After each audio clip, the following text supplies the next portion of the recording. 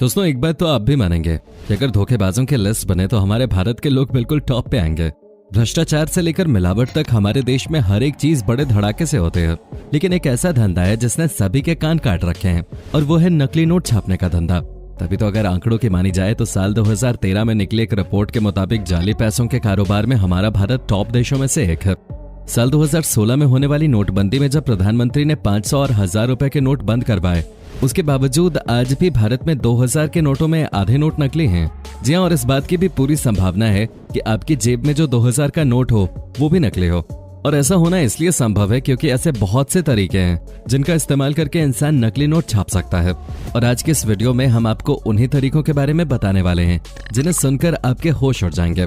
दोस्तों, नकली नोट का कारोबार हमारी और आपकी सोच से भी बड़ा है, जहाँ लोग अपनी टेढ़ी बुद्धि का इस्तेमाल करके जाली नोट का कारोबार करते हैं और हम और आप जैसे लोगों को पता भी नहीं चल पाता। पर आपको चिंता करने की जरूरत नहीं है, क्योंकि आज हम नकली नोट का सारा कच्चा चिट्ठा खोलने वाले हैं। लेकिन हम आपको नकली नोट बनाने का प्रोसेस बताएं उससे पहले आपका ये जानना बहुत जरूरी है कि आखिर असली नोट बनने का ये सिलसिला कब और कैसे शुरू हुआ। दोस्तों, सन 1938 में रिजर्व बैंक ऑफ इंडिया ने यह निर्णय लिया कि हम भारत के लिए कुछ नोट छापेंगे, जिसके बाद इस निर्णय पर सरकार का समर्थन मिलने के बाद भारत के पहले नोट छापे गए और फिर इस तरह नोट छापने का सिलसिला शुरू हुआ जो अब तक जारी है। हालांकि बीच बीच में नोट छापने के तरीके में कई सारे बदलाव आए हैं। तभी तो 1996 में जब रिजर्व बैंक ऑफ इंडिया को ऐसा लगा कि हमारे नोटों को और ज्यादा सिक्योरिटी की जरूरत है, तो नए नियम कानूनों के साथ नए नोटों की छपाई शुरू हुई। लेकिन ये पहली बार नहीं था। आप तो जानते हैं कि साल 2016 में प्रधानमंत्री नरेंद्र मोदी द्वारा 500 और 1000 के नोटों को बंद कर दिया गया था और फिर इन्हीं नोटों के बदले मार्केट में नए नवेले 500 और 2000 के नोट उतारे गए। हालांकि शुरुआत में जब ये नोट आए थे तो चूरन के साथ मिलने वाले नकली नोटों की तरह ही लग रहे थे। जो नया 500 का नोट था वो पुराने नोट से साइज में छोटा था, लेकिन नए नोट पर सी थ्रू रजिस्टर भी लगाया गया था, जिसकी मदद से अगर नोट को लाइट के सामने पकड़ा जाए तो उसमें 500 लिखा हुआ दिखता है। पर दोस्तों, नए नोट में और भी कई सारी चीजें की गई हैं, जैसे कि लेटेंट इमेज को जोड़ा गया, जहां अगर नोट को 45 डिग्री एंगल से देखा जाए तो उसी बॉक्स में 500 लिखा हुआ दिखाई देगा। इसके अलावा नोट में गांधी जी के जुड़वा भाई यानी कि उनकी 2 तस्वीरों को भी जोड़ा गया था, जिनमें से दूसरे वाले गांधी जी केवल लाइट के संपर्क में आने पर ही दिखाई देते हैं, वरना तो नोट में केवल एक ही गांधी जी दिखाई देंगे। बाकी आपने अक्सर लोगों को नोट ऊपर नीचे करते हुए देखा होगा। असल में वो ऐसा इसलिए करते हैं ताकि वो नोट के बीचों बीच लगी रंग बदलने वाली सिक्योरिटी स्ट्रिप को देख सकें। वैसे हम आपको बता दें कि अब जो नए नोट आए हैं इन्हें एक अंधा इंसान भी पहचान सकता है, क्योंकि नोटों के दोनों बाजू में जो लाइनें बनी हुई होती हैं वो दरअसल 3D लाइंस की तरह होती हैं, जिन्हें छूने पर महसूस किया जा सकता है। और एक और चीज है जिसकी मदद से नोट बिल्कुल सुरक्षित हो जाते हैं, और वो है माइक्रो लेटर्स, जो कि नोट के लेफ्ट साइड पर दिखाई देते हैं, जहां पर RBI 500 और इंडिया बहुत ही छोटे छोटे अक्षरों में लिखा होता है। और इन सारी चीजों को मिलाकर एक सुरक्षित 500 का नोट बनकर तैयार होता है। और ठीक कुछ ऐसा ही सिस्टम आपको 2000 के नोट में भी देखने को मिल जाएगा। लेकिन इतनी सारी सिक्योरिटी होने के बाद नकली नोट बनाना बिल्कुल भी आसान नहीं है। पर दोस्तों, आसान भले ही ना हो लेकिन नामुमकिन भी नहीं है। तभी तो मार्केट में जितने भी 2000 के नोट हैं उनमें से 56% नकली हैं, और इस डेटा को खुद सरकार द्वारा लोगों के सामने रखा गया है। ऐसे में जहां एक तरफ RBI वाले केवल नोटों की छपाई कर सकते हैं, वहीं दूसरी तरफ कोई धक्का-धक डुप्लीकेट नोट बनाया जा रहा है। अब RBI के पास तो पूरे इंडिया में केवल 4 प्रिंटिंग प्रेस हैं, जो कि नासिक, देवास, सेलबोनी और मसूर में हैं, जहां कैश की छपाई होती है। साथ ही 4 मिंटिंग प्रेस भी हैं, जहां पर जेब में खनकने वाले सिक्के बनाए जाते हैं। अब इनके अलावा कहीं भी नोट या फिर सिक्के बनाए गए तो वो पूरी तरह से नकली होते हैं। पर दोस्तों, लोग अपनी आदत से कहां बाज आने वाले हैं। उन्हें तो ना नियम की चिंता है, न कानून का डर। उनके लिए तो ना बाप बड़ा ना भैया, बस सबसे बड़ा रुपया है। इसीलिए न केवल लोग खुल्लम खुल्ला जाली नोट छापते हैं, बल्कि धड़ल्ले से उसका धंधा भी करते हैं।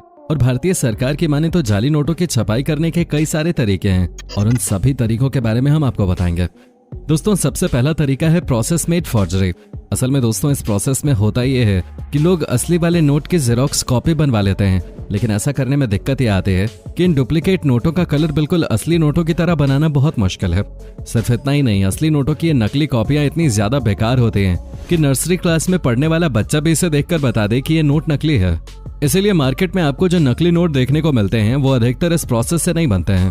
अब बात करते हैं हमारे दूसरे प्रोसेस के बारे में, जो है हैंड एनग्रेव्ड ब्लॉक्स। अब दोस्तों, इस प्रोसेस का इस्तेमाल करने वाले लोग इतने ज्यादा होशियार होते हैं कि जिस तरह हम बचपन में पेपर के नीचे चिल्लर रख के उसे छाप लेते थे, ठीक उसी तरह ये लोग नोट के साथ भी इस तरह की प्रिंटिंग का काम करते हैं। लेकिन इनकी होशियारी ज्यादा लंबे समय तक टिकती नहीं, क्योंकि बहुत ही आसानी से इन नोटों को पहचाना जा सकता है। अब अगर हम अगले प्रोसेस के बारे में बात करें तो वो है फोटोग्राफिक प्रोसेस। दोस्तों इस प्रोसेस में ये लोग किसी फोटोग्राफर की तरह काले कमरे में जाकर नोटों के प्रिंट को फोटो सेंसिटिव पेपर पे उतार लेते हैं। दोस्तों फोटो सेंसिटिव पेपर वही होता है जो अगर लाइट के संपर्क में आ गया तो वो सफेद कागज काला पड़ जाता है और इसीलिए इस तरह के पेपर को अंधेरे कमरों में तैयार किया जाता है। और दोस्तों काम यहीं पर खत्म नहीं होता, क्योंकि एक बार जब डुप्लीकेट नोट बन जाते हैं तो उसके बाद इन पर कलरिंग और टोनिंग की जाती है, जिसकी वजह से ये नोट बिल्कुल ओरिजिनल नोट की तरह चमकने लगते हैं। इसीलिए फोटोग्राफिक प्रोसेस में सबसे ज्यादा ओरिजिनल दिखने वाले नोट बनकर तैयार होते हैं। दोस्तों अब बात करते हैं लिथोग्राफिक प्रोसेस के बारे में। इस प्रोसेस में लोग लिथोग्राफिक स्टोन जिस पर नोट बना हुआ होता है उसकी मदद से दूसरे कागज पर नोट बनी चीजों की छपाई कर लेते हैं। पर दोस्तों इसमें भी वही दिक्कत आती है जो असली और नकली नोट के अंतर को बता देती है, क्योंकि जो छोटी छोटी लाइन से सिक्योरिटी थ्रेड्स बने होते हैं उन्हें पत्थर की मदद से नकली नोट में हासिल करना नामुमकिन है। तभी तो नोट बनाने वाले धोखेबाज वाटर कलर या इंक की मदद से उसे बिल्कुल ओरिजिनल लुक देने की कोशिश करते हैं। अब आते हैं नकली नोट बनाने के सबसे अंतिम तरीके के ऊपर, जो है हैंड ड्रॉन फॉर्जरी। दोस्तों ये प्रोसेस सबसे ज्यादा सिंपल है, जहां पर लोग अपने खुराफाती दिमाग का इस्तेमाल करते हुए असली नोट की ड्राइंग बना देते हैं, लेकिन वो हाथों से बनाए गए इस नकली नोट में चाहे जितनी भी कलाकारी क्यों न कर लें, वो असली जैसा बिल्कुल भी दिखाई नहीं देने वाला। दोस्तों अब तक हमने आपको नोट बनाने के जितने भी तरीके बताए उन सब में कोई ना कोई खराबी है, जिससे असली और नकली नोट का फर्क पता चल जाता है। लेकिन या तो लोगों के पास असली नोट को पहचानने की समझ नहीं होती है, या वो जल्दबाजी में उसे पहचानना ही नहीं चाहते, और इसी चक्कर में मार्केट में आपको लाखों करोड़ों के नकली नोट इधर उधर घूमते हुए मिल जाएंगे। हालांकि एक दो जगह अगर ये नकली नोट का कारोबार चल जाता है तो लोग उससे और भी ज्यादा पैसा कमाने के लिए इन तरीकों का इस्तेमाल करके नकली नोट छापने का काम शुरू कर देते हैं।